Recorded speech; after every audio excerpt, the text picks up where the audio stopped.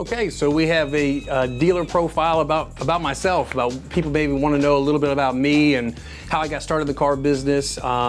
Actually, originally born and raised in South Florida. You can look on my bio on the website and actually see kind of chronologically how I actually owned a car dealership. But I started off very simply like most of the guys that you've seen profiles on their dealership. I started selling cars, ended up playing some college football, and that dream of going to the next level ended up dropping out of college. Started waiting tables and started loading trucks on a graveyard shift at Loue's distribution plant in Villa Rica, Georgia.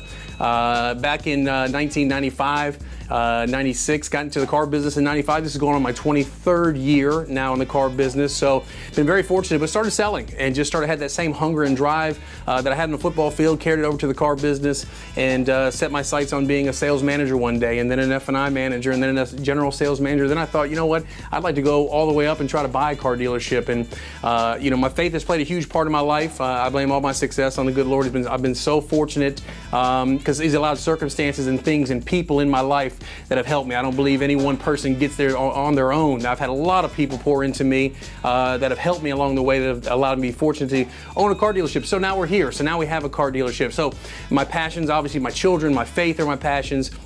My family, and obviously I do love the Miami Dolphins. That's a huge thing. I love entrepreneurial things. That's why I'm in the car business. I also enjoy speaking. Very passionate about reading and speaking and influencing young people, because the fact of the matter is I was one of those young kids that have a story like some of these other young kids that are out there. So I like to, contribute to them if there's an opportunity to do so when it arises. So I've done chapel service, college commencement speeches, assemblies. I've done FCA. I've done Rotary groups. Anything you could think of, I've probably done it in a form of speaking to elementary kids, middle school, high school, college, as well as adults, entrepreneurs, and other business owners. So those are kind of my passions. That's kind of what I enjoy doing from a personal level. From a business level, mainly as I was coming up in the car business, it's a tough business, and there's a lot of personalities in this business, a lot of ways to do business, and a lot of ways not to do business. So culturally, I'm very proud to say that I do my very best to make sure that culture of loving people, doing the right thing, making sure you stand behind what you do. If you say you're going to do something, you do it.